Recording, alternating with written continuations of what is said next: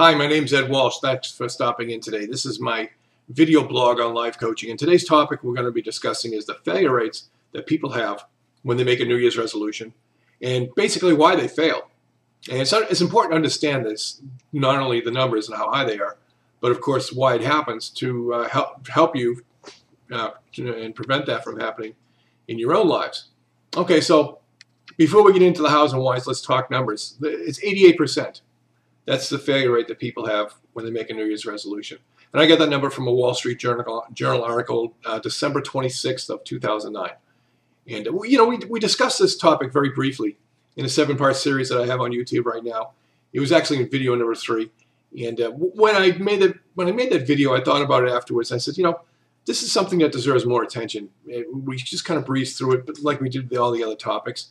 Because like I said, it's just a very brief overview of what you could expect if you went to a life coach. There wasn't any in-depth work or anything like that. So, this topic needs full attention because it's important to understand. It's important to really take a look at it and see how and why, and of course how we can stop it. At least for in your case. Okay, so 88%. That's a very high number, don't you think? That's almost 9 times out of 10. There's nothing in my life that I can think of that I could say, well, I could live with an 88% failure rate and be okay with that. No, I mean, there's nothing I can think of, and I'm probably guessing you feel the same way yourself. So why does it happen? I mean, why is it so prevalent? I believe that there's a number of underlying reasons for it. One of them is very, very blatantly pointed out in the article itself. At least to me, it was blatant. And that is that about 48% of the time, people make a New Year's resolution, and they don't believe they're going to pull it off.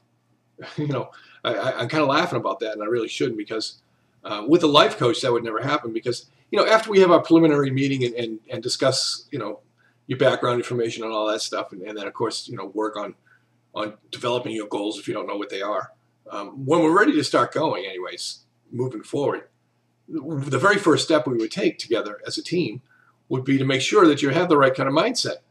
Because, if you don't believe in yourself, and you don't believe in your goal, and you don't believe the goal is achievable, and then lastly, and most importantly, I guess too, is that if you don't believe in the process that has to take place, then you're just not going to be successful.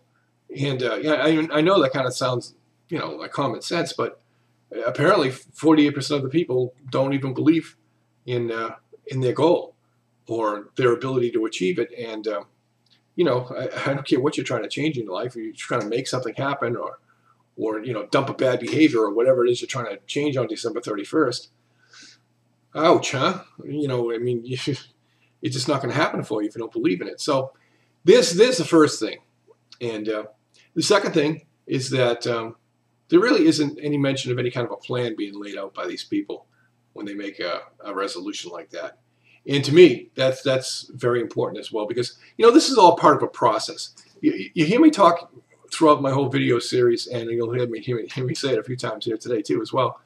There's a routine that you have to create for yourself, a routine for success. That's the term I call it. And you have these now in your life, whether you realize it or not. And I suppose you don't want to think of yourself as being a routine-driven person, but in fact you really are. I mean, you get up at the same time roughly every day to go to work.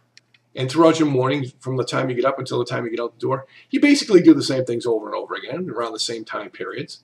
And you've allotted certain periods of time to do certain things, shower, get dressed, to make the coffee, whatever it is you have to make. I mean, that's a routine, isn't it? And that is a routine for success when you get to work on time, because obviously it's work for you. And your whole day is like this. From the very smallest things you do from even how you make the coffee. I mean, obviously you can't turn on the machine with no water in it, and those are kind of common sense things. But it could also be that you may set the timer the night before and have it ready brewed when you wake up, or you may put it on before you get in the shower, or maybe you put it on after you get out of the shower, even if you make coffee. I'm just using that as a silly example, but you understand what I'm saying, that there's all kinds of basic routines that you have in your life, and they have successful outcomes. And that all kind of relates all back to that very, very first video that I did, stating that very, very famous quote by Aristotle that says, "We are what we repeatedly do. Excellence then is not an act, It's a habit. And there you are. I mean, you had the successful habit of getting up at a certain time and getting out the door by that certain time that you had to get out by. That's a successful habit. Well, when it comes to being totally successful in life or totally happy in life, the same thing applies. We are creatures of habit, and we have successful routines that bring forth successful results. And successful results, get the job done, basically. And if you don't have good routines, good habits, whatever you want to call it, bang, I mean, there's you kind of know where that's going to go. You know what's going to happen there. So there's the thing is that, the routine is not in place for these people. They don't have the right kind of mindset, which would be part of a routine with me as your life coach. They don't have a plan in place, which is also part of a routine for me. And then another thing that is kind of mentioned but not really is that a lot of people tend to want to drift off to the latest guru book on the New York Times bestseller list about, the latest techniques or tips that, for making change in your life, or they want to try the latest diet fad here, or they want to try the latest thing there and stuff. And, sometimes that can work, but truthfully, the old tried and true methods of the things that you've done in the past that have been successful for you can be employed once again, can't they? Now, I do mention that in the video, and I'm going to kind of briefly touch on it here. In fact, I might even go more than briefly, because now that I think about it, it's a pretty important thing to consider. And this video might run into 2 videos, and if it does so, I'm sorry, but this is something to really take into consideration. I don't believe in reinventing the wheel like that. I don't. And I also don't believe in overcomplicating things. Now, as an example, we talked about making a plan, an action plan. That's what the life coaches call it, an action plan, but it's basically a plan. And the plan is basically this. You have your goal written down, okay?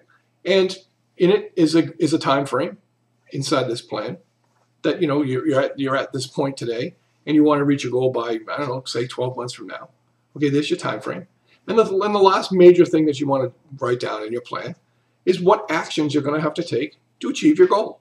I mean, you can make it harder than that. You can make it more complicated than that if you want to. You can spell it out, and for certain people it might be beneficial to do that.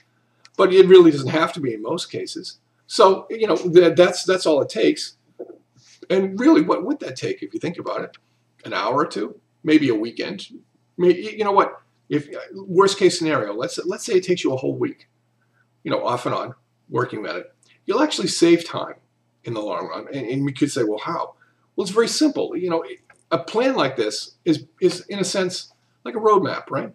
You're at point A today, and point B is your goal that you've reached out 12 months from now.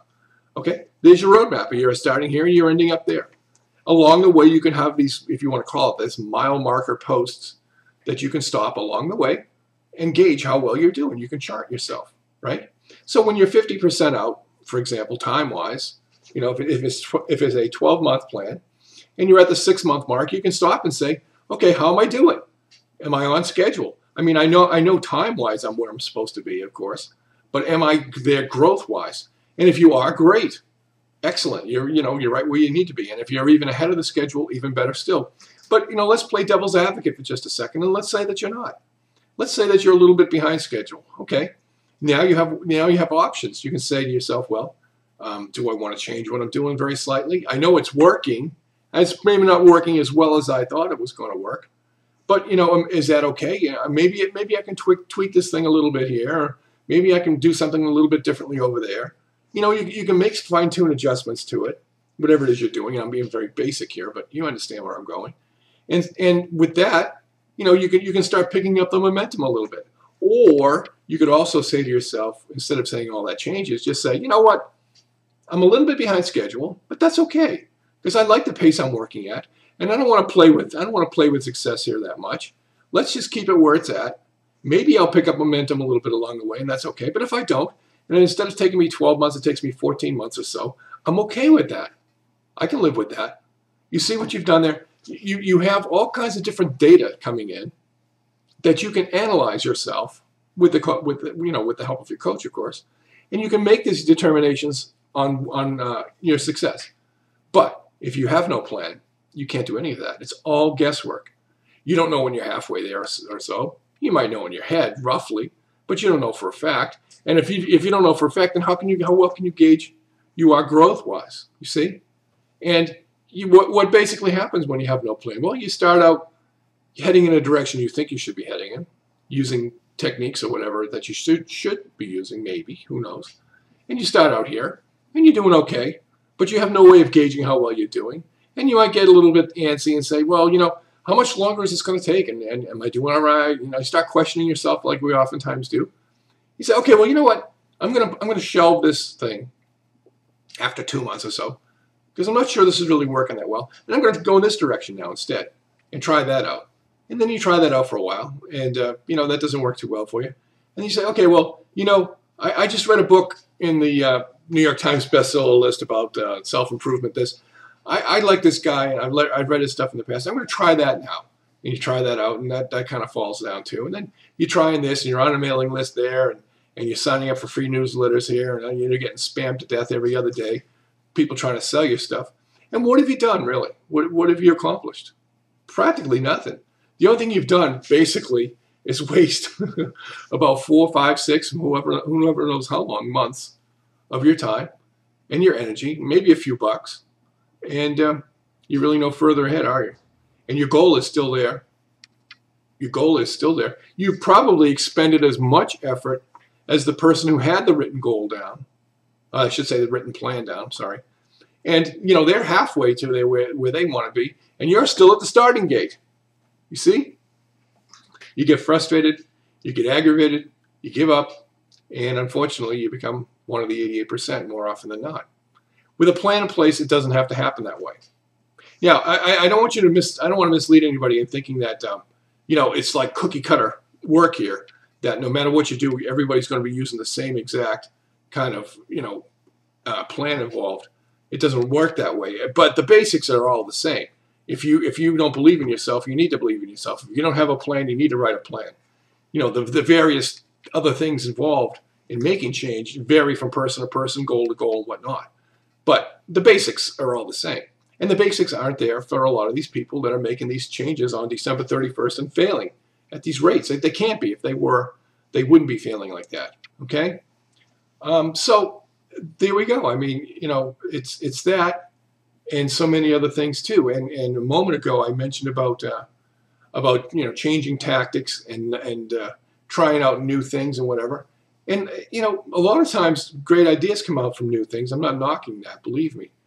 But the thing is this: if you have something you've already used and it's worked for you, as a matter of fact, if it's worked very effectively for you in a time when you are under a lot of stress or feeling a lot of anxiety, and yet you still manage to pull it off, wouldn't you want to go back and try that again? I would think so. I would think so. I would think that, you would want to think about analyzing, your past. And were there instances like that in your past when you did things like that? And the answer is almost positively yes. And I do talk about that very briefly in the video, and now we're going to talk about it now. But, I'm seeing that we're running up against time right here. We have a 15-minute time limit on YouTube. And although we're not at 15 minutes, I'm going to stop the video here. And the reason why is I want to keep momentum going for the next one because I don't want to chop this idea in 2 pieces, okay? So I'm going to stop it now. And please just go to video number 2 of this series, okay, or second part. Okay, thanks. Hang in there.